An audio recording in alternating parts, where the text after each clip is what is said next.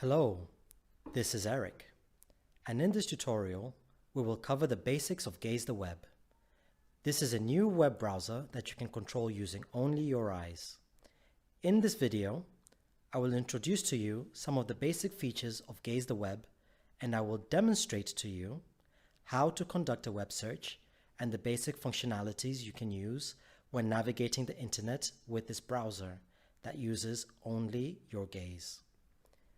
In the remainder of the video, there will be two separated screens.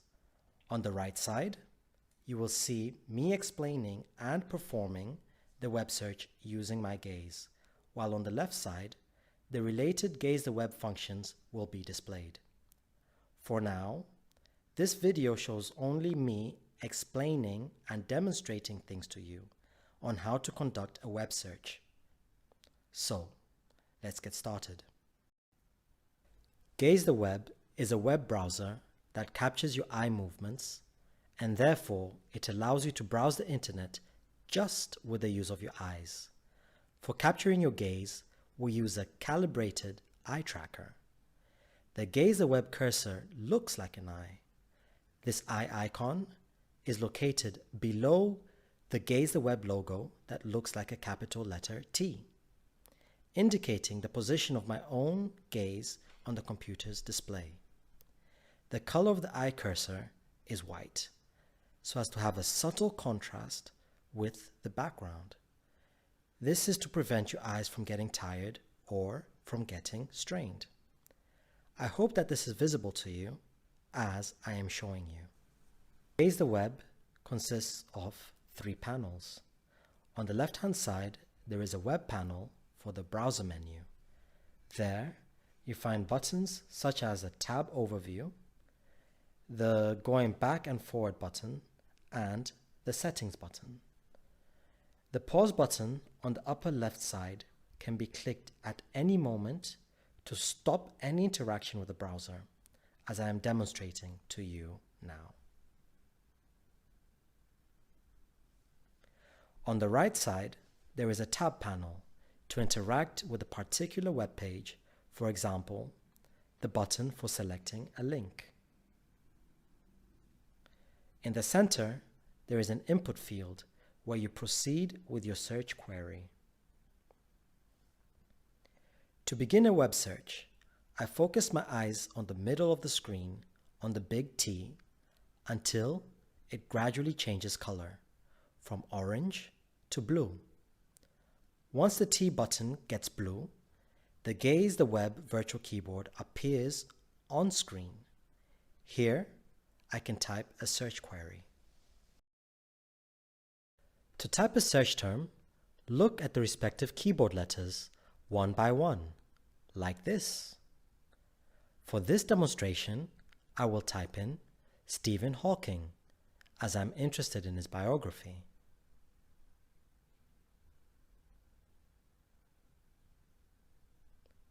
In case you have to delete text, you can use the backspace icon located at the left side of the keyboard, which is the one I am looking at now. To move around in the text faster and to correct possible typing errors, you can use the icons with the arrows. Let me show you how to do this. The arrows on the upper left-hand side move the cursor to the previous or next word. The arrows on the upper right side move the cursor to the previous or next letter. After you've completed your search query, you have the option to either apply it on the search engine or to directly start the search by looking at the arrow icon on the right. Page navigation is possible by looking at the scroll buttons located on the top and the bottom of the page. While I am scrolling, you notice that these buttons change color from orange to brown, indicating my scroll progress. Automatic scrolling is also an option. To activate it, focus on the diamond button on the right side of the tab panel. Once it is activated, you can scroll only by moving your eyes up or down.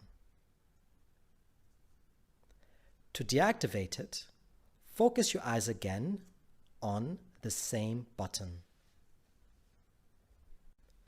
For hyperlink navigation, I am selecting the finger point button on the right tab panel by looking at it. Clicking the finger point button momentarily zooms the page for precise eye-based selection. Focusing your eyes on the preferred link will open the page you wish to visit. As you can see now, this is a Wikipedia site on Stephen's life. To have a closer look at the site I'm navigating, I can use the zoom in function.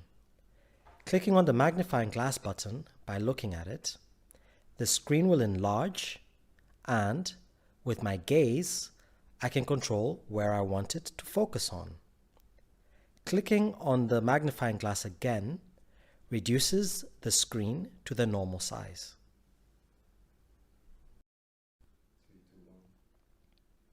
Now, to make a text selection, I will click on the text selection button on the right side of the panel.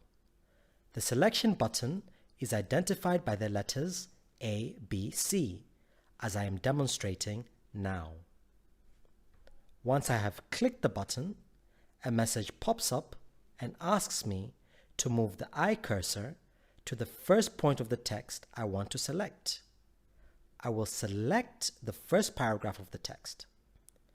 Once the first point of the text has been identified, a new message pops up in the middle of the screen and now asks me to stare at the last point of the text I want to select, as I am doing now.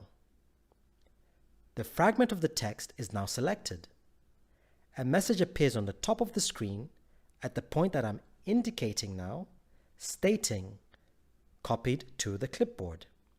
This copy I can use later. To make a bookmark, I will have to click on the Tab Overview button on the left side of the panel, as you can see now. This will take me to a new screen where I can see the tabs of sites I have visited so far. As you can see, Stephen Hawking is the Open tab.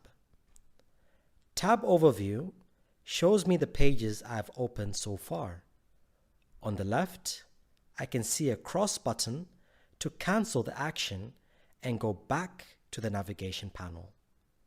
On the right side, outside the frame, there is a clock button which takes me to the history of what I have done so far within the Gaze the Web environment, as you can see now.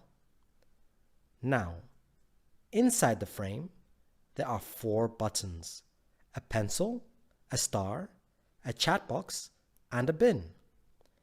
Each of these buttons has a purpose. To bookmark a tab, I can press on the star icon. To reload a tab, I can press on the chat box button. To remove a tab, I can press on the bin icon. Now, bookmarks are accessible by clicking the pencil icon on the right side, where I can find all the sites I have bookmarked so far, by clicking on the agenda icon and scrolling through them, as I am demonstrating. When I click on the star-shaped button in this blue keyboard setting, as you can see, the site will be saved as a bookmark. Also, I can erase bookmarks by clicking on the bin that appears on each bookmark on the left side. For example, I will now erase the duck bookmark. Well, this is what I wanted to show you in this tutorial. Thank you very much for watching it, and I hope that you have learned something useful about this new web experience. See you in the next tutorial.